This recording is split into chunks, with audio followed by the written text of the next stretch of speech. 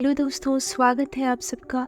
अगर आप हमारे चैनल में नए हैं तो प्लीज़ सब्सक्राइब करके बेल आइकन को दबाना ना भूलें। आज हम 2024 में रिलीज़ हुई बॉलीवुड हॉरर मूवी शैतान को देखने वाले हैं। दोस्तों, ये मूवी काफ़ी ज़्यादा इंटरेस्टिंग होने वाली है, तो अंत तक बने रहिए। मूवी की शुरुआत में हम लोग देखते हैं कि एक आदमी मरे हुए चूहे को उठा रहा है। ये सीन यहाँ पर कट होकर हम लोग एक फैमिली को देखते हैं, जिसमें कबीर और उसकी वाइफ ज्योति और उनकी बेटी जानवी और बेटा ध्रुव को देखते हैं। जानवी अपनी माँ और पापा से लद्दाख घूमने जाने की परमिशन मांग रही थी।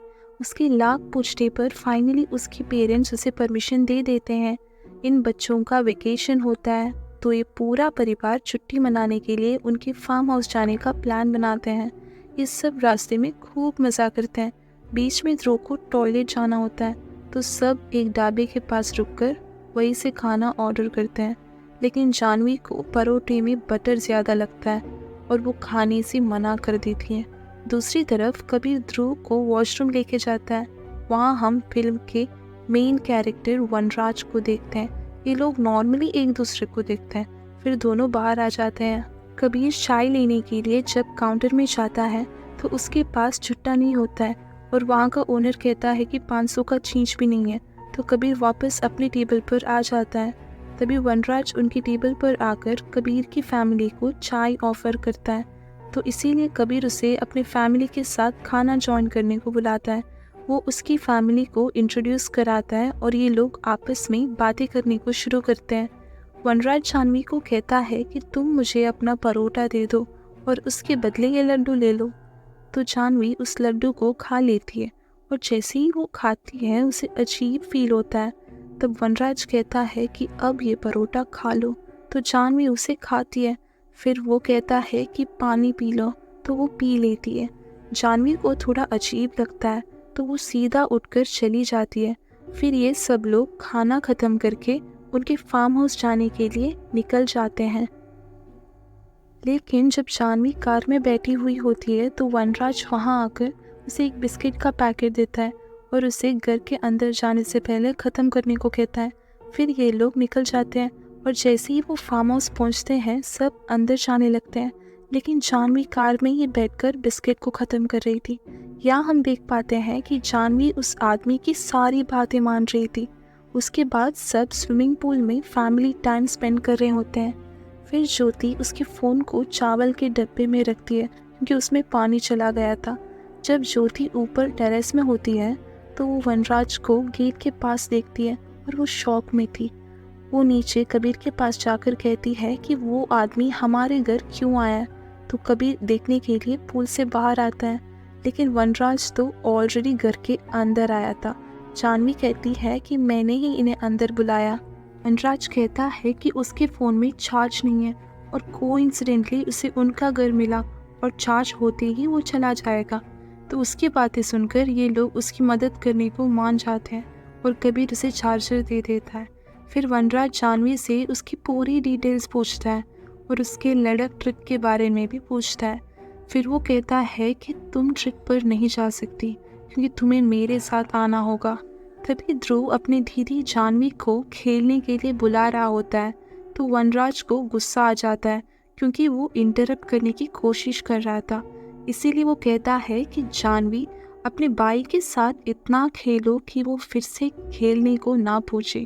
तो जानवी सीधा उठकर ध्रुव को झूले पर जोर से झुलाने लगती है। ध्रुव डर जाता है और उसकी चीखने की आवाज़ सुनकर कबीर और ज्योति भी बाहर आते हैं और रोकने की कोशिश करते हैं, लेकिन वो नहीं रुकती। पर जैसे ही वनराज रोकने को कहता है तो वो रुक जाती है। जानवी के इस बिहेवियर के लिए उसे उसके पेरेंट्स डांटने लगते हैं। फिर ये लोग डिनर करने बैठ जाते हैं। वनराज कहता है कि मुझे आपकी फैमिली के बारे में सब पता है और ये भी कहता है कि आपकी बेटी तो लद्दाख जाने वाली है ना। तो ज्योति जानवी से पूछती है कि तुमने इनको ये सब क्यों बताया है।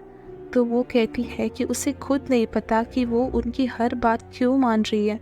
तो वनराज हंसने लगता है और सबको एक डेमो दिखाता हूँ बोलकर जानवी को अपने बॉयफ्रेंड को कॉल करके ट्रिप को कैंसिल और उसके साथ ब्रेकअप करने को कहता है और वो बिल्कुल ऐसा ही करती है।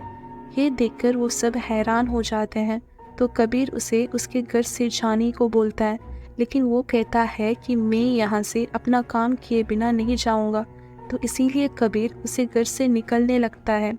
लेकिन वनराज कहता है कि जानवी अपने पापा को रोको, तो वो फिर से उसकी बात मानकर अपने पापा को धक्का दे देती है।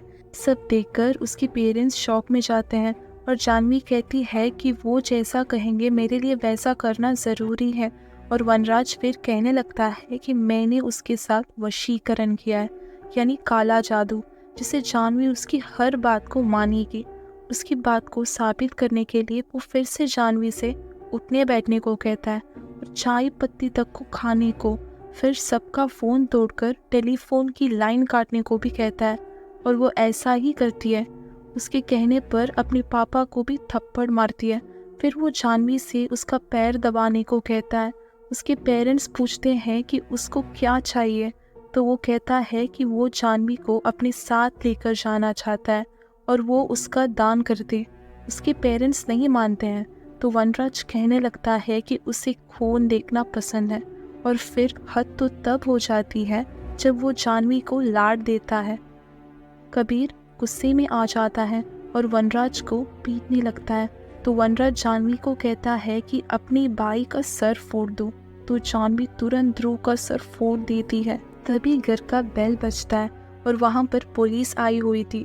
जब पुलिस अंदर आती है तो सब लोग ऐसा बिहेव करते हैं जैसे कुछ हुआ ही नहीं।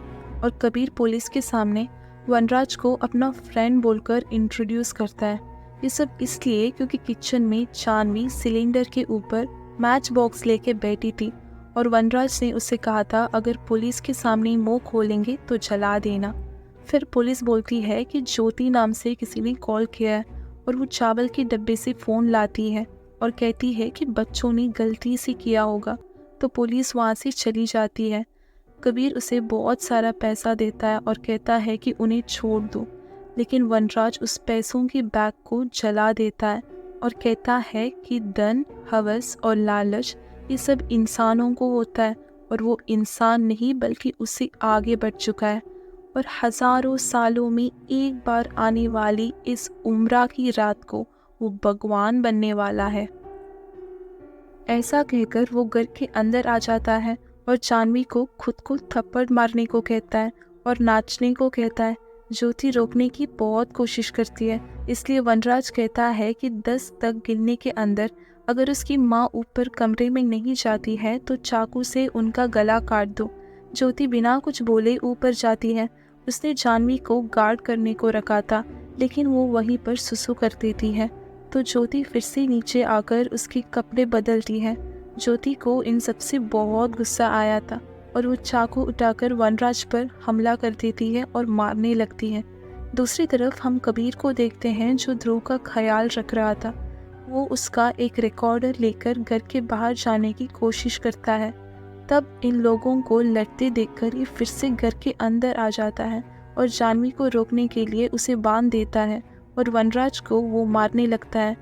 वनराज फिर कहता है कि मैं चाहूँ तो ऐसा कह सकता हूँ कि तुम पहले की तरह मुस्कुराओ, पहले की तरह नॉर्मल हो जाओ, हमेशा हमेशा के लिए मैं तुम्हें आज़ाद कर देता हूँ, लेकिन बस एक शर्त पर, तुम्हें अपनी बेटी जानवी को मुझे अर्पण करना होगा।